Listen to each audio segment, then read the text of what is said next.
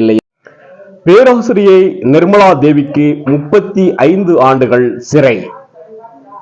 ஸ்ரீவி விரைவு மகளிர் நீதிமன்றம் தீர்ப்பு. இந்த தண்டனை பற்றி பேசிய நீதிபதி பகவதி அம்மாள் தனது கருத்தை பதிவு செய்துள்ளார். தீர்ப்பில் தனது கருத்தை பதிவு செய்துள்ள பகவதி அம்மாள், பணம், பதவி ஆசையே இந்த தரமற்ற செயலுக்கு காரணம். 2 குழந்தைகளுக்கு அம்மாவான பேராசிரியர் நிர்மலா தேவி இதை செய்தது தவறு என்று கண்டித்தார்.